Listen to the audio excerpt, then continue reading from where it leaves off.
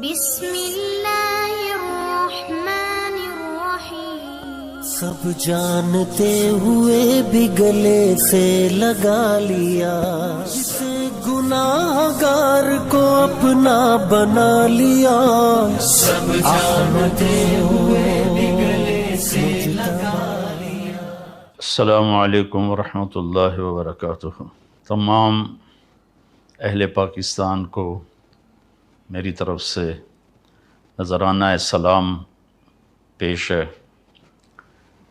14 اگست کے حوالے سے بات کرنی تھی، جب اللہ نے ہمیں ایک بہت خوبصورت خطہ دیا، بہت مبارک ملک دیا، جو جغرافیائی لحاظ سے بھی اس کی بہت خوبصورت اللہ تعالیٰ نے ہمیں یہ اس کی جگہ دی، اور دنیا اور اسباب کے لحاظ سے بھی اللہ تعالیٰ نے اس ملک کو مالا مال کیا. لیکن میں چاہتا ہوں تھوڑی سی آپ کو تاریخ بتاؤں کہ اسلام ہندوستان میں کیسے آیا. سب سے پہلے محمد بن قاسم رحمۃ اللہ علیہ، انہوں نے 92 ہجری میں سندھ پر حملہ کیا، جب راجہ داہر کے ڈاکوؤں نے مسلمانوں کا ایک قافلہ لوٹ لیا، بحری جہاز. تو اس کے بدلے میں مسلمانوں کی طرف سے لشکر کشی ہوئی، اور محمد بن قاسم رحمۃ اللہ علیہ ملتان تک پہنچے. ان کے پاس 12,000 کا لشکر تھا، لیکن جب وہ ملتان پہنچے وہ لشکر 1,00,000 ہو چکا تھا، کہ مقامی لوگ فوج کے اخلاق اور محمد بن قاسم کی سیرت سے اتنے متاثر ہوئے کہ وہ جوک در جوک مسلمان ہوتے چلے گئے، اور ملتان جب پہنچے تو وہ 1,00,000 میں تبدیل ہو چکے تھے. تو سب سے پہلے سرزمین ہند میں اسلام کی حکومت قائم ہوئی. ادھر ہندوستان کے ساحلی علاقوں پر تاجروں کی وجہ سے اسلام پھیل چکا تھا، لیکن باقاعدہ جو حکومت قائم ہوئی وہ سندھ میں ہوئی.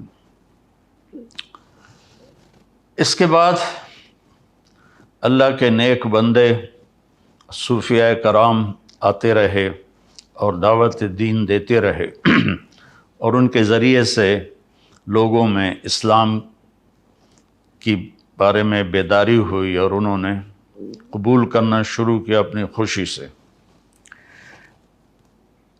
اوپر جو ہندوستان ہے، جس کو اتر پردیش کہتے ہیں، وہاں جو اسلام کی حکومت قائم ہوئی وہ شہاب الدین غوری رحمۃ اللہ علیہ نے حکومت کو قائم کیا. اس سے پہلے محمود غزنوی نے 17 حملے کیے، لیکن انہوں نے کوئی حکومت قائم نہیں کی، بلکہ بس فتح کر کے واپس چلے جاتے تھے. البتہ بھیرا تک، ملتان تک انہوں نے اپنی حکومت کو وسیع کیا، کہ اس وقت ملتان میں ایک کافر طبقہ تھا جو کہتا ہم مسلمان ہیں، قرامطہ، لیکن وہ بہت ہی گندے سفاک لوگ تھے، تو ان کو محمود غزنوی نے صاف کیا. پھر 1191 صدی میں ہندوستان کا سب سے بڑا حکمران پرتھوی راج تھا. ہندوستان میں راجے مہاراجے بہت سارے تھے، صرف 2 کی حکومت قائم ہوئی پورے ہندوستان پر، ایک جلال الدین اکبر اور ایک اورنگزیب عالمگیر. تو 1190 میں شہاب الدین غوری اور پرتھوی راج کی لڑائی ہوئی تراوڑی کے میدان میں، جس میں شہاب الدین غوری کو شکست ہوئی، اور وہ زخمی ہو کر گر رہا تھا. پیچھے سے ایک ترک سپاہی نے اپنے گھوڑے سے چھلانگ لگائی اور ان کو یوں پکڑا، اور گھوڑا لے کر وہ لشکر کو چیرتا ہوا نکل گیا، جان بچ گئی.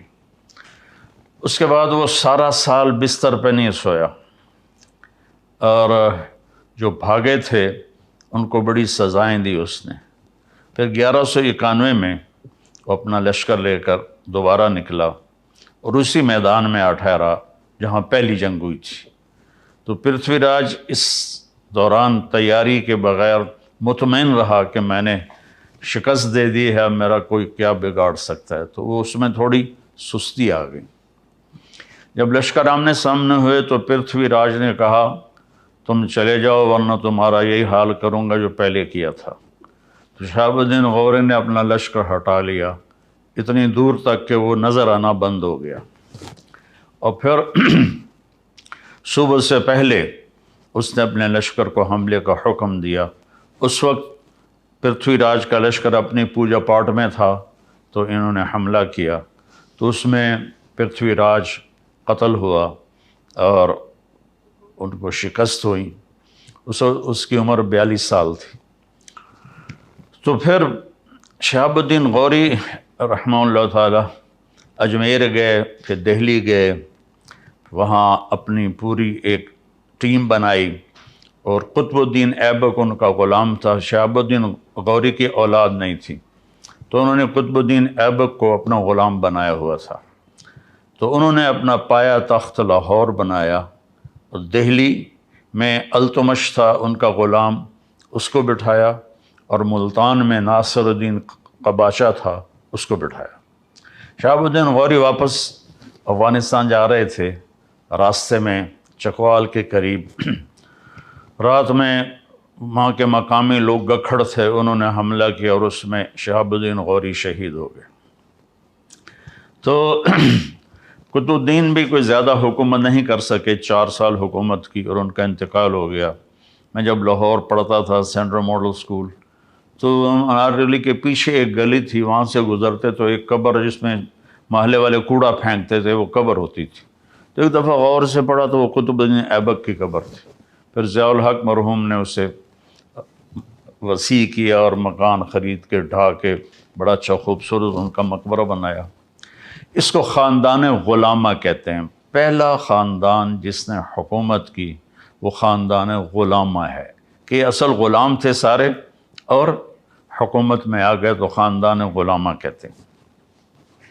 التمش اتنا نیک آدمی تھا، جب خواجہ قطب الدین بختیار کاکی کا انتقال ہوا تو انہوں نے وصیت کی میرا جنازہ وہ پڑھائے جس کی تہجد فوت نہ ہوئی ہو اور جس کی عصر کی سنتیں فوت نہ ہوئی ہوں، میرا جنازہ وہ پڑھائے۔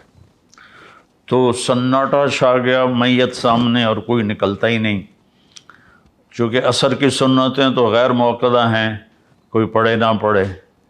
تو جب کوئی بھی نہیں نکلا تو پھر ایک آدمی منہ لپیٹے ہوئے روتا ہوا باہر نکلا کہ میرے پیر نے میرا راز فاش کر دیا۔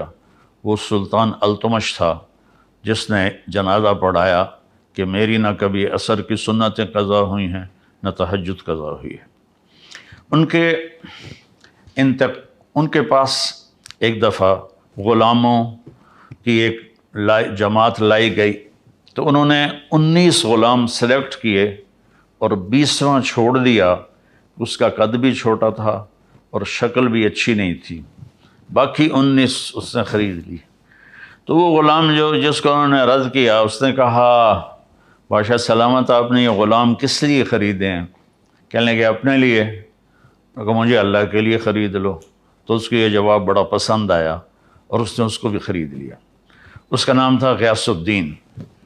تو جب یہ التمش کی سلطنت عرصہ چلی، اس میں اس کی ناصر الدین بہت نیک آدمی تھا، اور اس کی بیٹی رضیہ سلطانہ التونیہ سے شادی کر کے حکومت کی کوشش کی لیکن قائم نہ ہو سکی۔ ترک سردار عورت کی حکمرانی پر سیخ پا ہو گئے، پھر وہ لڑائی میں بھاگ گئی، پھر قتل ہو گئی۔ تو اس کے بعد غیاث الدین بلبن حکمران بنا۔ غیاث الدین بلبن اس وقت دیپالپور میں گورنر تھا، تو وہاں جب شور شرابہ ہوا، سلطنت کمزور ہوئی، تو وہ یہاں سے گیا اور اس نے دہلی کے تخت پہ قبضہ کیا اور اس نے 20 سال حکومت کی۔ اور غیاث الدین بلبن کا یہ احسان ہے ہندوستان کے مسلم نان مسلم پر کہ اس نے واحد بادشاہ جس نے تاتاریوں کے حملوں کو ناکام بنایا، اور تاتاری ہر دفعہ شکست کھا کے پیچھے ہٹے، واپس بھاگے۔ آخری جنگ میں اس کا بیٹا محمد وہ شہید ہو گیا، اس کا ایک ہی بیٹا تھا۔ تو اس کے غم میں پھر 7ویں دن وہ بھی مر گیا اس دکھ میں. تو حکومت خلجی خاندان میں شفٹ ہو گئی. علاؤ الدین خلجی تھا جس نے اپنی حکومت قائم کی. اس کے بعد جلال الدین خلجی. جلال الدین خلجی کا بھتیجا تھا علاؤ الدین. جلال الدین کو غلاموں نے قتل کر دیا. تاریخ والے کہتے ہیں اس میں علاؤ الدین کا ہاتھ تھا، لیکن مجھے نہیں لگتا چونکہ وہ بہت نیک آدمی تھا. تو علاؤ الدین نے پھر کوئی 20 سال کے قریب حکومت کی. وہ بھیس بدل کے بازاروں میں پھرتا تھا اور چیزوں کے بھاؤ دیکھتا تھا، لوگوں کے حال پوچھتا تھا. تو خلجی خاندان جب ختم ہوا تو اس کے بعد آیا تغلق خاندان. تغلق میں محمد تغلق واحد بادشاہ ہے. وہ تھا سر پھرا، چھوٹی چھوٹی بات پہ قتل کرا دیتا، لیکن وہ واحد بادشاہ ہے جس نے علماء کو کہا خانقاہوں سے نکلو، مسجدوں سے نکلو اور جا کر اسلام کی تبلیغ کرو، تم بیٹھ کے کھاتے رہتے ہو. تو اس نے دعوت اسلام شروع کروائی محمد تغلق نے. تو تغلق کے دور میں 1398 میں وہ بدماش تیمور آیا جو ادھر سے کلات کے راستے سے آیا، ملتان کو تباہ کیا. یہ میرا چھوٹا سا قصبہ تو لمبا ہے، اس کی اینٹ سے اینٹ بجا دی. پھر وہاں سے وہ بٹھنڈا کی طرف نکلا، اسے تباہ کیا. بٹھنڈا سے دہلی پہنچا، اسے تباہ و برباد کر دیا. وہ اس کی عادت تھی، وہ پہلے دن جب لشکر گھیرا ڈالتا تھا نا شہر کا تو سفید جھنڈا لہراتا تھا. اس کا مطلب تھا کہ ہم سے صلح کر لو، ہم سے لو، تمہارا مال لوٹیں گے، تمہیں کچھ نہیں کہیں گے. اگر وہ اس پہ نہیں آتے تو دوسرے دن وہ سرخ جھنڈا لہراتا تھا کہ میں صرف فوجیوں کو قتل کروں گا، عوام کو کچھ نہیں کہوں گا، تم ہتھیار ڈال دو. تیسرے دن وہ کالا جھنڈا لہراتا تھا کہ اب میں نہ کوئی بچہ چھوڑوں گا، نہ کوئی بچی، نہ عورت، نہ مرد. تو اس نے دہلی پہ حملہ کیا، آگ لگا دیتا تھا شہروں کو اور زندہ لوگوں کو دفن کروا دیتا تھا اور اپنے دشمنوں کو زندہ کڑا کے تیل میں ڈال کے اپنے سامنے جلا دیتا تھا اور لوگوں کی کھال اتروا دیتا تھا. تو 1398 میں وہ اصل میں اس نے چین پہ حملے کا ارادہ کیا. تو اس نے کہا پیسہ کہاں سے ملے گا؟ تو اس کے مشیروں نے کہا کہ ہندوستان بہت مالدار ہے، یہاں لوٹ مار کرنے آیا تھا. تو اس کے بعد 1 لاکھ قیدی بنا کے واپس گیا اور سادات کو حکومت دے گیا، سادات خاندان کی حکومت. میں مختصر بتا رہا ہوں تاکہ آپ کے سامنے ایک تصویر آ جائے. تو واپس جا رہا تھا تو اس کو سفر میں دشواری پیش آئی کہ 1 لاکھ آدمیوں کو لے کے چلا ہونا کہ سب کے سر اڑا دو تاکہ ہم آسانی سے سفر کر سکیں. سب کے سر اڑا دی. سادات خاندان کے بعد جب ان میں انتشار ہوا اور وہ بکھر گئے تو لودھی خاندان کی حکومت آئی، بہلول لودھی. تغلق میں فیروز تغلق بہت بڑا بادشاہ تھا. یہ جو مقبرہ بنا ہوا ہے ملتان میں شاہ رخ العالم رحمۃ اللہ علیہ کا، یہ فیروز نے اپنے لیے بنوایا تھا، لیکن جب شاہ رخ العالم کا انتقال ہوا تو اس نے کہا ان کو یہاں دفن کیا جائے. تو وہ علم دوست تھا، علماء کی قدر کرتا تھا. تو لمبا میں ایک اس زمانے میں مولوی عبداللہ صاحب رحمۃ اللہ علیہ تھے. فیروز تغلق نے ان کو بلایا اور ان کا احترام کیا، ان کو دہلی میں اعلیٰ عہدے پر فائز کیا. وہ تلمبا سے گئے تھے، وہاں ان کے علم کا شہرہ تھا. تو تغلقوں کو ختم کر کے تیمور نے سادات کو حکومت دے دی. وہ چلانے میں ناکام رہے تو بہلول لودھی پٹھان خاندان سے تھا، اس نے چڑھائی کی اور قبضہ کیا اور پٹھان خاندان کی حکومت قائم ہو گئی. تو اس کا آخری بادشاہ تھا ابراہیم لودھی. وہ بڑا شکی مزاج، چھوٹی چھوٹی بات پہ قتل کروا دیتا تھا اور لالچی تھا، خزانہ جمع کر کے رکھتا تھا. تو لاہور کا جو اس کا صوبے دار تھا، گورنر تھا، اس نے بابر کو دعوت دی کہ تم آؤ اور آ کر دہلی پر حملہ کرو، ہم تمہاری مدد کریں گے. تو 1526 میں پھر بابر آیا اور اس نے پانی پت کے میدان میں پہلی لڑائی ہوئی.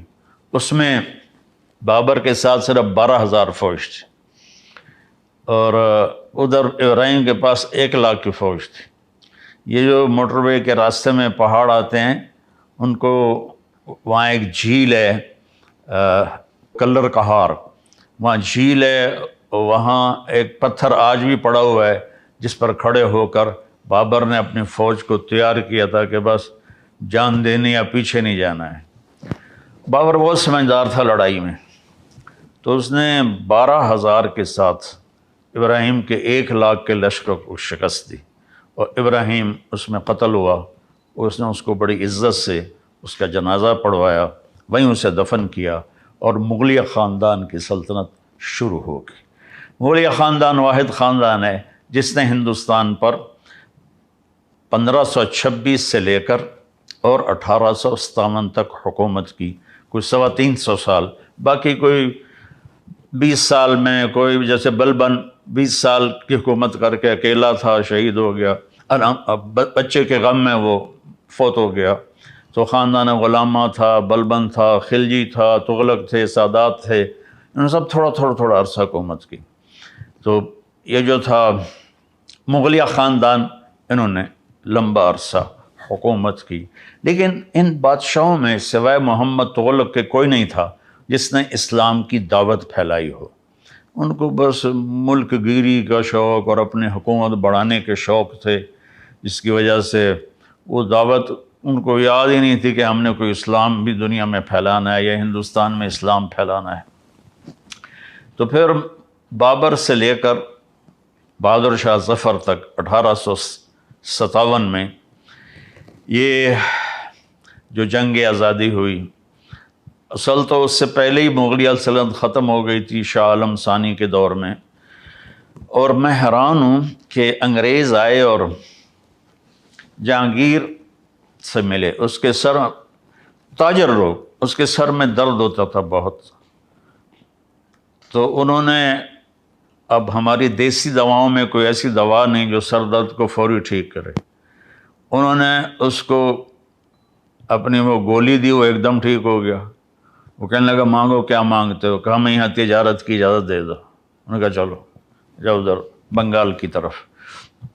جب شاہ جہاں آیا تو اس کے وزیروں نے کہا یہ بڑے خطرناک نظر آ رہے ہیں، ان کو بھگا دو۔ کہنے کی اوقات کیا ہے؟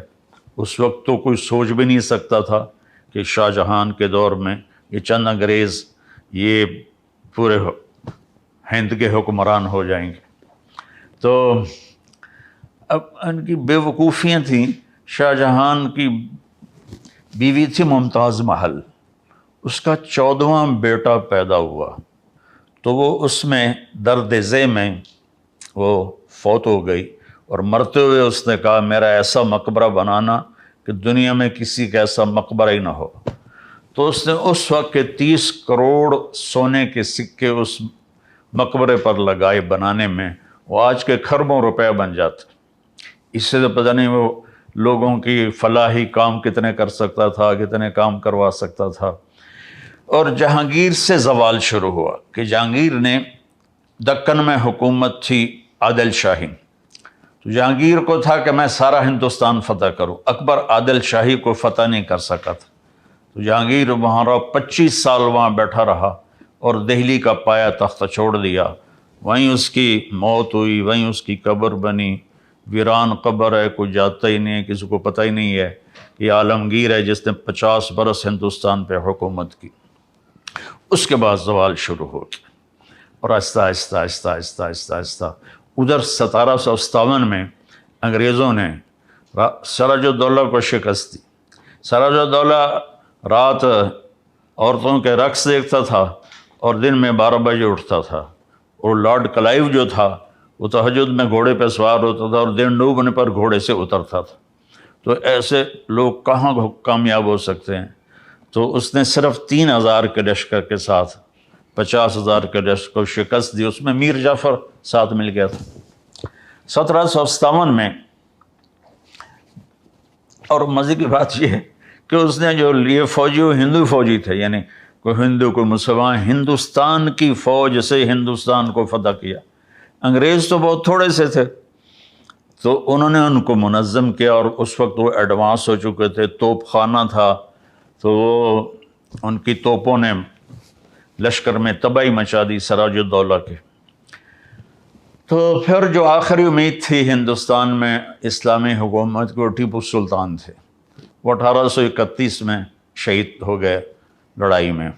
اور یعنی دکھ کی بات ہے کہ اس لڑائی میں نظام حیدرآباد دکن کا جو نظام تھا وہ انگریزوں کے ساتھ اپنی فوج لے کر سلطان ٹیپو پہ حملہ کرنے آیا تھا۔ تو وہ اللہ اس کی درجات بلند فرمانے کا، شیر کی ایک دن کی زندگی گیدڑ کی 100 سالہ زندگی سے بہتر ہے۔ اس کو ایک اسکاٹ لینڈ کا سپاہی تھا، اس نے قتل کیا تھا۔ اس کا مجسمہ اب بھی وہاں ایڈنبرا میں بنا ہوا ہے۔ تو اس وقت وہ جنرل ہنگسر، یہ ہیری تھا، مجھے نام میں شک پڑ رہا ہے، اس نے کہا اب ہندوستان ہمارا ہے، اس 1831 میں۔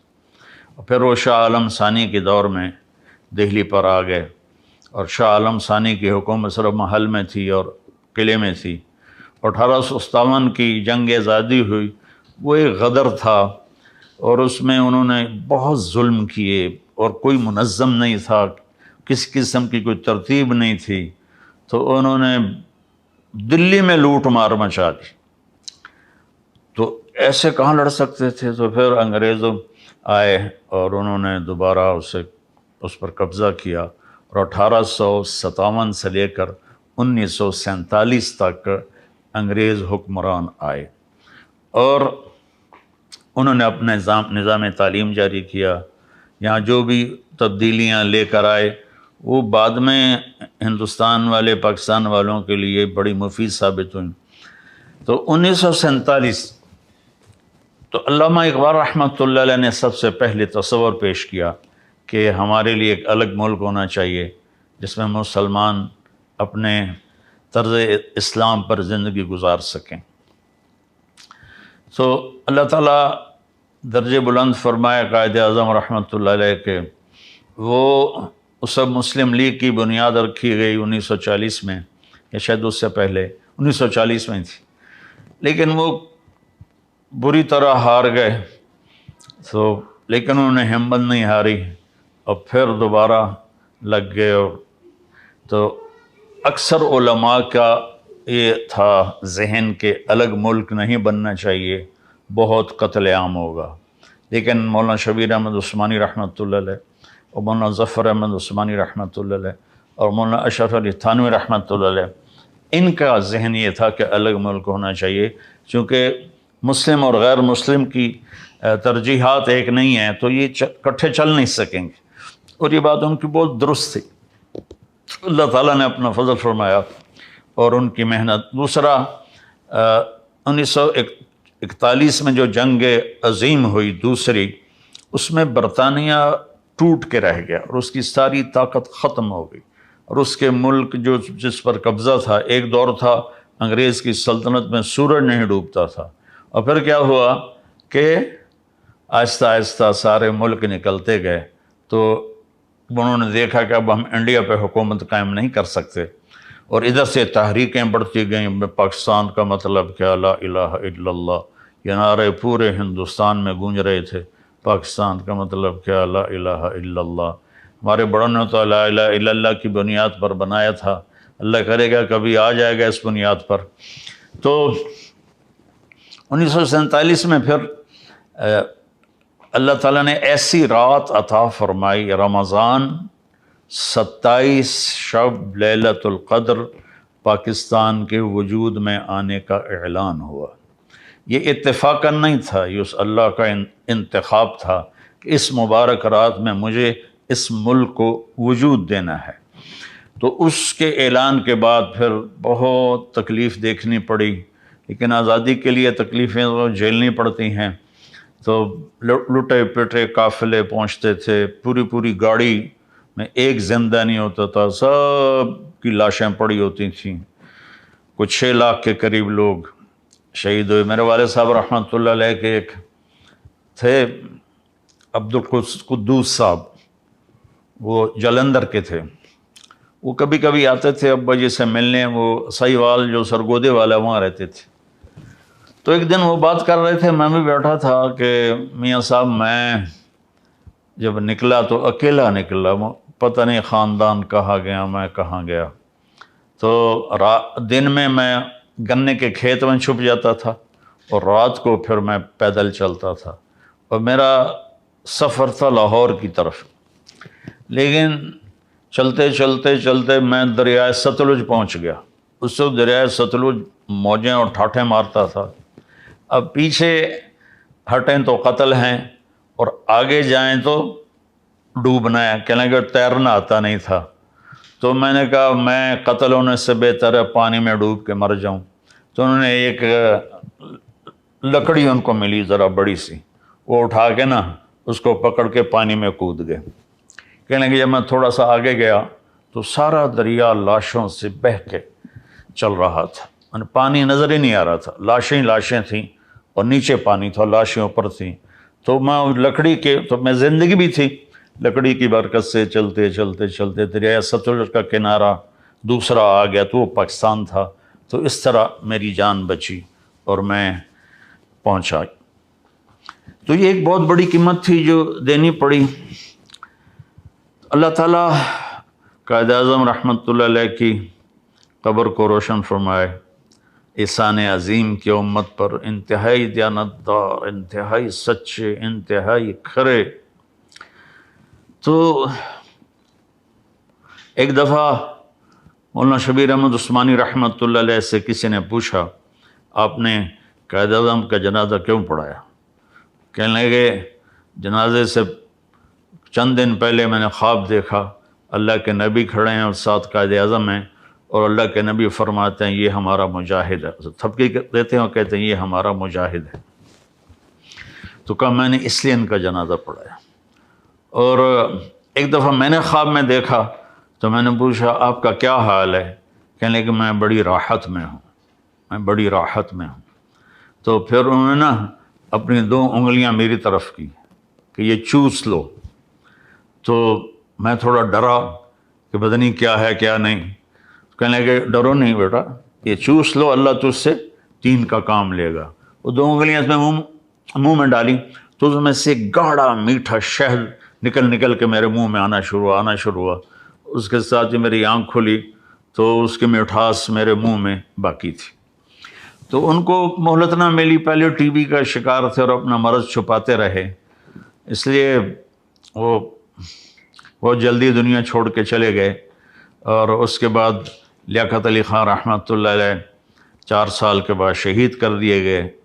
تو افراتفری پڑ گئی.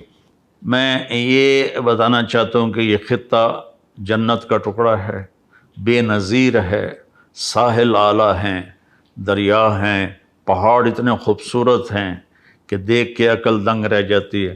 سوئٹزرلینڈ لوگ بھول جائیں اگر ہمارے پہاڑوں کے راستے ٹھیک ہوتے تو پوری دنیا یہاں آتی اور ٹورزم سے پاکستان کی کمائی کہاں سے کہاں چلی جاتی. تو اللہ تعالیٰ نے اور ہمیں 4 موسم دیے ہیں، 4 موسم دیے ہیں، زمین کے اندر خزانے دیے ہیں. اور زمین اتنی زرخیز ہے کہ پوری دنیا میں بہت کم ملک ایسے ہوں گے جن کے پاس ایسی زمین ہو جو اللہ تعالیٰ نے ہمیں دی ہے. معدنیات دی ہیں، ان کی حفاظت ہم کر لیں تو سارے قرضے بھی اتر جائیں گے اور پورا ملک بھی خوشحال ہو جائے گا. تو اور 3 بڑے پہاڑی سلسلے پوری دنیا کے جو سب سے بڑے پہاڑی سلسلے ہیں وہ گلگت کے راستے میں آ کر اکٹھے ہوتے ہیں. ایک قراقرم، ایک ہندوکش اور ایک ہمالیہ. یہ 3 پہاڑی سلسلے آ کر یوں ملتے ہیں، پوری دنیا میں یہ نظیر کہیں نہیں ملتی کہ دنیا کے سب سے بڑے پہاڑی سلسلے وہ آ کر یہاں ملتے ہوں. تو میرے بھائیو، اصل میں چیز جب بگڑتی ہے جب انسان بگڑتا ہے، اور چیز اس وقت بنتی ہے جب انسان بنتا ہے. پیشے خراب نہیں ہوتے سوائے حرام کے، کوئی شراب بیچ رہا ہے، کوئی جوا کھلا رہا ہے، کوئی اس قسم کے کام کر رہا ہے. تو جو پیشے بگڑے ہیں وہ تو بڑے اچھے ہیں، لیکن اس میں جو چلا رہے ہیں نا وہ ان سے بھول ہو گئی اور وہ اپنے مقصد سے پیچھے ہٹ گئے. اور اللہ تعالیٰ کو بھلا دیا، آخرت کے حساب کو بھلا دیا، جنت کا شوق مٹ گیا، جہنم کا خوف مٹ گیا۔ تو بھائیو 14 اگست ہم منائیں۔ وہ ہمارے نوجوان بچے وہ سلنسر اتار کے مال روڈ پہ چلتے ہیں اور شور مچاتے ہیں، کئی مر جاتے ہیں، یہ خوشی نہیں ہے۔ ہم 14 اگست اس طرح منائیں کہ آج کے بعد ہم جھوٹ نہیں بولیں گے، آج کے بعد ہم دھوکہ نہیں دیں گے، آج کے بعد ہم کسی سے برا سلوک نہیں کریں گے، آج کے بعد ہم رزق حرام نہیں کمائیں گے، رزق حلال کمائیں گے، اپنے والدین کی خدمت کریں گے، بہن بھائیوں سے اچھا سلوک کریں گے، اپنی بیوی کے ساتھ حسن سلوک کریں گے، سسرال کے ساتھ حسن سلوک کریں گے، بیویاں اپنے خامدوں سے اچھا سلوک کریں گی، ان کے ماں باپ کو عزت دیں گی۔ یہ وہ چیزیں ہیں جس سے ہمارا ملک خوبصورت بن جائے گا۔ میں ایک حدیث سناتا ہوں، اگر ہم اس کو لے لیں تو پورا معاشرہ ٹھیک ہو جائے۔ ہمارے نبی وضو فرما رہے تھے تو صحابہ وضو کا پانی نیچے سے پکڑ لے کر کوئی منہ پہ مل رہا تھا، کوئی پی رہا تھا، کوئی ادھر مل رہا تھا، کوئی ادھر مل رہا تھا۔ تو آپ نے فرمایا یہ کیوں کر رہے ہو؟ کہ یا رسول اللہ آپ کی محبت میں کر رہے ہیں۔ آپ نے فرمایا محبت ایسے تھوڑا ہی ہوتی ہے، میں بتاتا ہوں مجھ سے محبت کرنے والا کون ہے۔ جو 3 کام کرے گا وہ ہے مجھ سے اور اللہ سے محبت کرنے والا، اور اس کو بشارت ہے کہ اللہ اس کا رسول بھی اس سے محبت کریں گے۔ تو انہوں نے فرمایا یا رسول اللہ فرمائیے، آپ نے فرمایا فَلْيَصْدِقِ الْحَدِيثَ إِذَا حَدَّثَ، زندگی میں جھوٹ نہ بولے، زندگی میں جھوٹ نہ بولے، سچ بولے، وہ ہے مجھ سے پیار کرنے والا، وہ ہے جس سے میں اور میرا رب بھی پیار کریں گے۔ فَلْيُؤَدِّ الْأَمَانَةَ إِذَا اؤْتُمِنَ، کبھی کسی کو دھوکہ نہ دے۔ حضرت عمر رضی اللہ تعالیٰ عنہ کا فرمان ہے کہ لوگو لا یغرنکم طنطنۃ الرجل باللیل فی صلاتہ ان الرجل من ادى الامانۃ اذا اؤتمن ومن سلم المسلمون من لسانہ ویدہ، کہ لوگوں کسی کو تہجد میں دیکھو بڑی آہیں بھر رہا ہے اور بڑا رو رہا ہے، سجدے میں اس کے آنسو نکل رہے ہیں اور قرآن قیام میں اس کے آنسو نکل رہے ہیں، تو یہ تمہیں دھوکہ نہ لگے، ایک بڑی وڈی سرکار ہے۔ بڑا کون ہے؟ جو کسی کو دھوکہ نہ دے اور جو کسی کو تکلیف نہ پہنچائے، وہ سب سے بڑا انسان ہے۔ ایک صحابی نے عرض کی یا رسول اللہ، اچھا میں وہ 2 باتیں بتا رہے، تیسری بات میں بتاتا ہوں۔ تو آپ نے فرمایا میرا امتی ہر گناہ کر سکتا ہے، 2 کبھی نہیں کرے گا، ایک جھوٹ نہیں بولے گا، ایک دھوکہ نہیں دے گا، ایک جھوٹ نہیں بولے گا، ایک دھوکہ نہیں دے گا۔ میں دوبارہ دہراتا ہوں، ایک جھوٹ نہیں بولے گا، ایک دھوکہ نہیں دے گا۔ ہم اپنے ملک سے جھوٹ کیسے نہیں، حکومت تو نہیں نکال سکتی، ہم نے نکالنا ہے۔ ہم اپنے ملک سے دھوکے بازی تو نہیں نکال سکتے، حکومت کو دھوکے بازی نہیں نکال سکتی، ہر جگہ کہاں پہرے لگائیں گے، چاہے کسی کو بٹھا دو۔ ہم نے خود دھوکے بازی کو، فراڈ کو ختم کرنا ہے۔ اور تیسری بات آپ نے فرمائی فَلْيُحْسِنْ جِوَارَ مَنْ جَاوَرَهُ، سبحان اللہ۔ آپ نے فرمایا اور تیسری مجھ سے محبت کی نشانی یہ ہے کہ مجھ سے محبت کرنے والا اچھے اخلاق والا ہوتا ہے اور وہ پڑوسیوں کے ساتھ بہت اچھا سلوک کرتا ہے اور ان کی تکلیف کو برداشت کرتا ہے۔ یہ حسن اخلاق ہے، حسن خلق ہے، تو جس سے ہمارا ملک جنت کا ٹکڑا بن جائے گا۔ ہمارے ملک میں شہد کی نہریں بہیں تو بھی شاداب نہیں ہوگا، سونے چاندی کی بارش ہو تو بھی شاداب نہیں ہوگا۔ انسانوں کے اندر سے یہ صفات نکلیں، سچ بولیں، جھوٹ نہ بولیں، دینداری سے کریں، دھوکہ نہ دیں، اچھا سلوک کریں، پڑوسی ہندو ہے، مسلم ہے، وہ غیر مسلم ہے، جو بھی ہے ان سے اچھا سلوک کرنا۔ عبداللہ بن عمر رضی اللہ عنہ کے پڑوس میں ایک یہودی رہتا تھا، ان کے گھر میں مہینے میں 1 دفعہ گوشت پکتا تھا۔ تو جس دن گوشت پکتا تو فرماتے بھائی ہمارے پڑوسی کو پہنچایا ہے؟ تو گھر والے کہتے جی نہیں، پہلے آپ کھا لیں۔ کہتے نہیں، پہلے میرے پڑوسی کو بھیجو، یہودی، اس کے بعد میں کھاؤں گا۔ اس کو بھیجتے، اس کے بعد کھاتے تھے۔ تو ملک انسان چلاتے ہیں، اور انسان اگر بگڑ جائے تو سارا ملک بگڑ جاتا ہے، انسان سدھر جائے تو سارا ملک سدھر جاتا ہے۔ सुधार कैसे आता है? वो है अल्लाह उसके रसूल की इताअत से। मन युति अल्लाह व रसूलहु फ़क़द फ़ाज़ फ़ौज़न अज़ीमा। जो अल्लाह उसके रसूल की इताअत करता है वो बहुत बड़ी कामयाबी को ले लेता है। चूँकि मेरे भाई बहनों, मेरे बच्चों, हमारी सिर्फ यही ज़िंदगी नहीं है, ज़िंदगी मौत के बाद शुरू होती है और पता नहीं कहाँ किस वक्त में अल्लाह ताला हमें बुला ले, उठा ले। तो हम इन सिफ़ात से जब मुज़य्यन होकर पहुँचेंगे अल्लाह के दरबार में तो आसमान के फ़रिश्ते भी खुश होंगे और अल्लाह का अर्श भी खुश होगा और अल्लाह भी खुश होगा। और अल्लाह या अय्युहन नफ्सुल मुतमइन्ना इरजिई इला रब्बिका रादियतन मर्दिया फदखुली फ़ी इबादी वदखुली जन्नती। अल्लाह कहेगा, ए नेक रूह, ए मेरे नेक बंदे, आ जा अपने रब के पास, मेरी जन्नत में चला जा, मेरे नेक बंदों में दाखिल हो जा। इंसान दुनिया में आइडियल लाइफ ढूंढता है। एक बादशाह ने बहुत बड़ा घर बनाया, बहुत आलीशान बनाया। तो उसने अपने मुशीर बुलवाए, अवाम बुलाई कि मेरा महल कैसा है। सब ने कहा बहुत अच्छा है, बहुत अच्छा है। दो आदमियों पे नज़र पड़ी, वो बोल नहीं रहे थे, खामोश थे।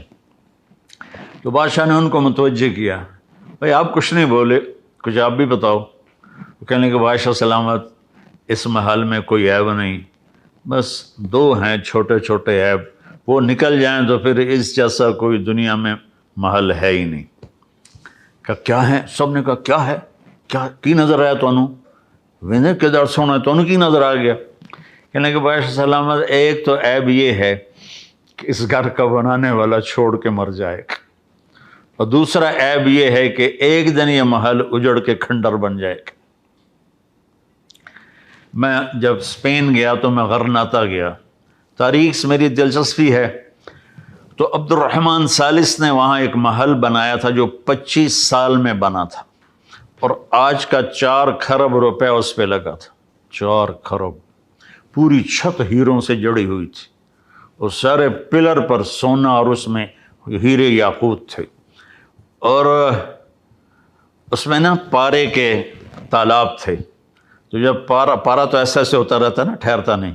जब सूरज की शुआएं पड़ती तो वो ऐसे ऐसे हरकत करते हुए महल पे पड़ती तो पूरा महल रक्स करता हुआ नजर आता था। ऐसे लगता था पूरा महल रक्स कर रहा है। 25 बरस में वो महल बना, 25 बरस उसमें रहना उसको मिला, 50 बरस उसने हुकूमत की। और मैं उसकी तारीख पढ़ रहा था, उसने कहा कि मैंने 50 साल हुकूमत की, हर दुश्मन को ज़ेर किया और अपनी हर ख्वाहिश को पूरा किया, लेकिन मैंने सुकून के दिन गिने 50 साल में तो सिर्फ 14 दिन थे। मुझे सिर्फ 14 दिन सुकून के मिले हैं। 25 साल के बाद वो मर गया। तो अगले 25 साल के बाद अशबेलिया में इस्लामी हुकूमत थी, वो टूट गए थे। उन्होंने गरनाता पे हमला किया और उस महल की ईंट से ईंट बजाती। तो मैं जब गरनाता गया तो मैंने उनसे कहा भाई यहाँ एक महल था कदीम, वो ढूंढो। वो वहाँ के मकामियों को पता ही नहीं था। तो वो एक मिल गया, उसने कहा जी इधर एक खंडर है। मैंने कहा वहाँ ले चलो। मैं जब गया तो वो पहाड़ के दामन में उसने वो घर बनाया था। उसकी एक बांदी थी ज़हरा, उसके इश्क में उसने इतना पैसा बर्बाद किया और इतनी दौलत बर्बाद की, और 50 साल के बाद वो घर नज़र आतिश हो गया और उसकी ईंट से ईंट बज गई। तो मुश्किल ये है, हम यहाँ जन्नत बना नहीं सकते, आइडियल होम बना नहीं सकते, क्योंकि मौत पीछे खड़ी हुई है। तो क्या करें फिर? अपनी आखिरत को मुकद्दम करें, अपनी आखिरत को समझ। अजल ही ने छोड़ा, अजल कहते हैं मौत को, अजल ही ने छोड़ा न किसरा न दारा। किसरा और दारा दो बड़े बादशाह थे, दोनों ईरान के थे।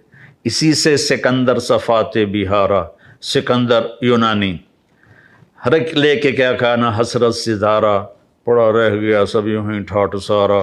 जगह जी लगाने की दुनिया नहीं है, ये वरत की जा है तमाशा नहीं है। तुझे पहले बचपन ने बरसों खिलाया, जवानी ने फिर तुझको मजनू बनाया। बुढ़ापे ने आके क्या क्या सताया, अजल तेरा कर देगी बिल्कुल सफाया। जगह जी लगाने की दुनिया नहीं है, ये वरत की जा है तमाशा नहीं है।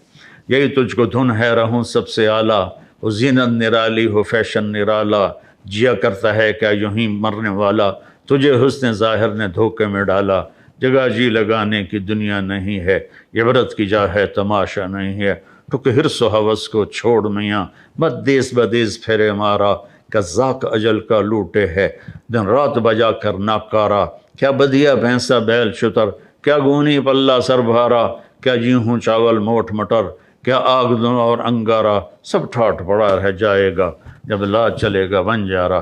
اس میں پرانی اردو کے الفاظ ہیں، سمجھ تو نہیں آئے ہوں گے، لیکن اس کا مقصد یہ ہے کہ دنیا فانی ہے، آخرت کو سامنے رکھو۔ سب سے آخری آدمی جو جنت میں جائے گا، جس کے پاس جو سمجھیے کہ سب سے چھوٹی جنت ہوگی، وہ آپ نے کہا میری امت سے ہوگا، اس کا نام ہوگا جوہینہ، اس کے قبیلہ بھی ہوگا جوہینہ۔ آپ نے کہا میں اب دیکھ رہا ہوں کہ وہ جہنم سے نکل رہا ہے اور جنت کی طرف اللہ اس کو لے جا رہے ہیں۔ جو جنت کے دروازے پر آئے گا تو اللہ تعالیٰ کہیں گے جا، تو اللہ تعالیٰ اس سے نا دل لگی کریں گے، اس کی دل لگی کے لیے۔ وہ جب اندر جانے لگے گا تو لگے گا کوئی جگہ ہے ہی نہیں، وہ واپس ہو جائے گا۔ اللہ تعالیٰ فرمائیں گے جا تو صحیح، وہ جائے گا، پھر بھری ہوئی نظر آئے گی، واپس آ جائے گا۔ پھر اللہ کہیں گے جا تو صحیح، کہے گا میرے واسطے جاتا تو چھڈی نہیں، میں کتنے جاؤں؟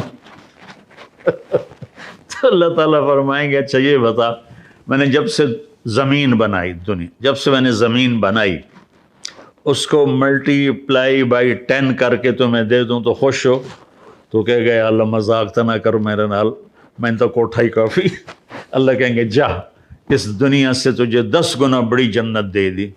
تو وہ جب انٹر ہوگا تو دروازہ کھلے گا تو اس کا نوکر کھڑا ہوگا، اس کے چہرے پہ ایسا نور ہوگا کہ یوں جھکے گا، کہے کیا کر رہا؟ کہ تم فرشتے ہو، تمہیں کیا اس کو کہتے ہیں سلام کر رہا ہوں۔ وہ کہے گا میں فرشتہ نہیں، میں آپ کا نوکر ہوں، اور میرے جیسے اور 70,000 80,000 آپ کے نوکر ہیں۔ اچھا کتنے ان کا آگاں تو ٹور آگے ٹورے گا، ایک اور نور کی چمک اٹھے گی تو وہ سجدے میں گر جائے گا۔ اور آقا یہ کیا کر رہے ہو؟ کس کو سجدہ کر رہے ہو؟ یہ جو نور کی چمک ہے یہ اللہ کی نور کی چمک نہیں ہے، میں اللہ کو سجدہ کر رہا ہوں۔ وہ کہے گا اللہ کے نور کی چمک نہیں ہے، آپ کے محل کی چمک ہے جو آپ کے اوپر پڑ رہی ہے۔ پھر جب وہ آگے جائے گا تو 80,000 نوکر اس کا استقبال کریں، گاڈ آف آنر، کہیں گے امان علیہ سیدنا ان نظور، ہمارے آقا سارے جنت والے جنت میں آ گئے، آپ کدھر رہ گئے تھے؟ اتنی دیر لگا دی۔ وہ کہے گا شکر کرو میں آ گیا، میں نے بڑا لیتر پہن، اللہ نے معاف کیتا تو میں آیا، میری بڑا برا حال ہویا۔ تو 80,000 نوکر اس کے ساتھ چلیں گے، اور اس کو آگے جا کر بہت بڑا خوبصورت میدان ہوگا، اس میں ایک تخت ہوگا، وہاں بٹھائیں گے۔ تو وہ کہے گا سارا کچھ کہندا ہے؟ وہ کہیں گے سارا کچھ آپ کا ہے۔ اچھا؟ پھر وہ کہیں گے بھائی ہمارے آقا جہنم سے آئے ہیں، بھوکے بھی ہیں، پیسے بھی ہیں، کھلاؤ بھائی، پلاؤ بھائی۔ 80,000 خادم، 80,000 ڈونگے اور 80,000 گلاس لے کر آئیں گے، ہر گلاس میں مشروب نیا ہوگا، ہر ڈونگے میں کھانا نیا ہوگا، اور وہ سارے کھا جائے گا اور ڈکار بھی نہیں مارے گا کہ نہ اس کا اللہ تعالیٰ معدہ تھکائے گا۔ اور یہاں تو ہم تھوڑا سا کھا لیں تو پھر دل بھر جاتا ہے، وہاں یہ ہوگا کہ اللہ تعالیٰ ہر لقمے کی لذت بڑھاتا جائے گا، بڑھاتا جائے گا، بڑھاتا جائے گا، یہاں تک کہ وہ سارے کھا لے گا۔ تو یہ تو سب سے چھوٹے درجے کا آدمی ہے، تو اوپر کی جنت الفردوس۔ تو میرے بھائی اللہ نے ہمیں دنیا میں پاکستان ایک جنت کا ٹکڑا دیا ہے، ہم اس سے وفا کریں۔ ہم کہتے ہیں حکمران برے ہیں، پہلے ہم برے ہیں۔ ہمارے بازاروں میں سچائی آ جائے، ہمارے بازاروں میں تاجر ٹیکس ادا کریں، ہمارے بازاروں میں تاجر کسی کو دھوکہ نہ دیں، ہمارے بازاروں میں تاجر وعدہ خلافی نہ کریں، ہمارے ذمہ اپنے خدام پر، اپنے نوکروں پر ظلم زیادتی نہ کریں، اور دفتروں میں بیٹھے والے افسران وہ رشوت نہ لیں، رزق حلال کمائیں۔ تو پھر سب مل کر اس ملک کو بنائیں گے۔ صرف حکومت نہیں بنا سکتی، حکومت مختصر سی ایک جماعت ہے، وہ ہر آدمی سے سچ کیسے بلوائے گی، ہر آدمی کو دیانتداری پہ کیسے لائے گی، تو بھائیو یہ اللہ تعالیٰ نے ایک بہت بڑی نعمت ہمیں دی ہے، ہم اس کی قدر کریں۔ اس کی مٹی میں ہمارے ماں باپ دفن ہیں، ہمارے دادا پردادا دفن ہیں۔ ہم تو ویسے مائگریٹڈ نہیں ہیں، ہم تو مقامی تھے، تو ہمارے تو اب صدیوں سے ہمارے بزرگوں کی قبریں یہاں ہیں۔ تو ویسے ہمارا نسب پرتھوی راج سے ملتا ہے، وہ جو میں نے سنایا شروع میں، چوہان، ہم راجپوت چوہان ہیں۔ تو ہم اس سے وفا کریں، اور زمینداروں سے کہتا ہوں اللہ کے واسطے محنت کرو۔ زمینیں ٹھیکے پہ دے دیتے ہیں، خود بیٹھے رہتے ہیں، پھر زمینیں بیچنے لگ جاتے ہیں، ماں باپ کی وراثت کو ایسے اڑا کے رکھ دیتے ہیں، یہاں تک کہ پھر سڑکوں پہ آ جاتے ہیں۔ تو محنت کرو۔ تاجر اللہ کی قسم جو سچائی میں دولت ہے وہ جھوٹ میں نہیں ہے، جو محنت میں عزت ہے وہ سستی میں نہیں ہے، جو حلال میں لذت ہے وہ حرام میں نہیں ہے۔ تو بھائیو ہم اس ملک کو خوبصورت بنائیں، حسین بنائیں، لوگوں کے حقوق کا خیال کریں۔ اب بتاؤ مثلا مجھے تھوڑی دیر پہلے کل ہی ایک خاتون کا فون آیا کہ میں جوانی میں بیوہ ہوگی، میرا ایک ہی بیٹا تھا، میں نے اس کے لیے اپنے آپ کو وقف کر دیا، لیکن اب وہ مجھے ایسا ذلیل کرتا ہے کہ میرا دل ٹکڑے ٹکڑے ہو جاتا ہے۔ اب یہاں کون سی حکومت آ کر یہ کام ٹھیک کرے گی؟ تو اور جب میرے نبی سے پوچھا گیا یا رسول اللہ قیامت کب آئے گی؟ آپ نے کہا اللہ کو پتہ ہے۔ انہوں نے کہا یا رسول اللہ کو نشانی بتائیں، تو آپ نے فرمایا جب بیٹیاں بھی ماؤں کو ذلیل کریں گی تو قیامت آ جائے گی۔ بیٹے تو ہوتے ہیں سرکش، جب بیٹیاں بھی سرکش ہو جائیں گی اور ماؤں کو ذلیل کریں گی تو اللہ تعالیٰ قیامت کا ڈنکا بجا دے گا۔ تو گھر میں کون سا پیارا لگے، اپنی تربیت، اپنا خیال۔ ہمارا مزاج بن گیا او اے کر رہا ہے، او اے کر رہا ہے، او اے کر رہا ہے، ادھر نہیں، ہم ادھر آ جائیں۔ میں کیا کرتا ہوں، وہ جو اللہ تعالیٰ مغفرت فرمایا علامہ اقبال رحمۃ اللہ علیہ کی، ایسا شاعر زندگی میں نہیں آیا کوئی، تو وہ کہتے ہیں تجھے کیوں فکر ہے اے گل دلے صد چاک بلبل کی، تو اپنے پیرہن کے چاک تو پہلے رفو کر لے، اپنے من میں ڈوب کر پا جا سراغ زندگی۔ اور سلطان بابا فرماتے ہیں دل دریا سمندروں ڈوگے، کون دلا دیاں جاڑے ہوں، وچے بیڑے وچے جھیڑے وچے ونج مہانے ہو۔ تو نوجوان اپنے ماں باپ کی قدر کریں، اپنے ماں باپ کو عزت دیں، ان سے محبت کریں۔ ماں باپ سے کہتا ہوں اولاد کو عزت دیں، محبت دیتے ہیں، عزت نہیں دیتے، جس سے ماں باپ اور اولاد میں فاصلہ پیدا ہو جاتا ہے۔ محبت تو فطری ہوتی ہے، لیکن عزت دینا مشکل ہو جاتا ہے کہ میں اپنی اولاد کو عزت دوں۔ ہم ان کو عزت دیں گے وہ ہمارے قریب آ جائیں گے، ہمارے لیے ہمارے بازو بنے گے۔ ایسی خاوند اور بیوی، سب سے بڑا جو شیطان خوش ہوتا ہے وہ اس پر خوش ہوتا ہے کہ خاوند اور بیوی میں جھگڑا ہو جائے۔ اللہ تعالیٰ صلح پر اتنا خوش ہوتا ہے، خاوند بیوی لڑ پڑیں، صلح کر لیں، ان کے پچھلے سارے گناہ معاف ہو جاتے ہیں۔ میرے بھائی بہنوں، ہم 14 اگست ایسے منائیں کہ بھائی ہم نے جھوٹ نہیں بولنا، ہم نے دھوکہ نہیں دینا، ہم نے فراڈ نہیں کرنا، ہم نے حرام نہیں کھانا، ہم نے ماں باپ کو تنگ نہیں کرنا، ہم ان کی فرمانبرداری کریں گے، بیوی خاوند کی خدمت کرے، خاوند بیوی کو عزت دے۔ تو بازار میں بیٹھو تو سچ، صادق اور امین، میرے نبی جو ہائی لائٹ ہوئے صفتوں میں 2، صادق امین، سچے دیانتدار۔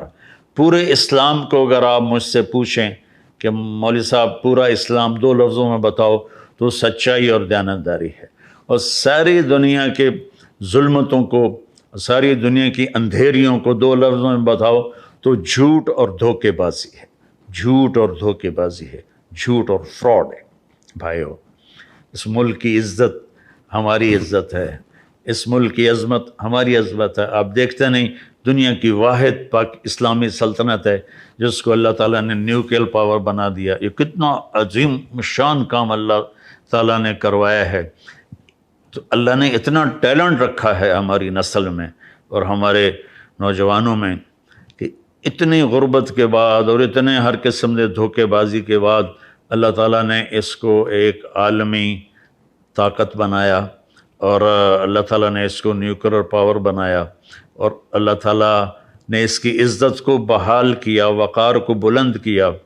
افواج پاکستان دنیا کی بہترین فوج، دنیا کی بہترین فوج ہے۔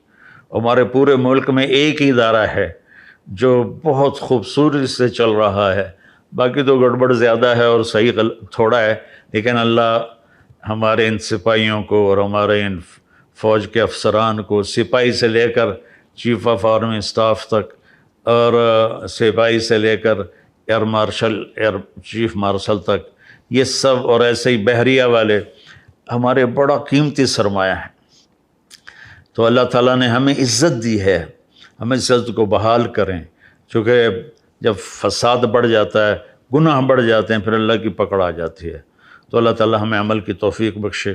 آپ سب کی خدمت میں گزارش ہے کہ ہم 14 اگست کی رات توبہ کریں اور اللہ کی بارگاہ میں سر جھکائیں اور اللہ سے دعا کریں کہ اللہ تعالیٰ ہمیں اس ملک کے لیے کچھ خدمت ہم سے لے لے۔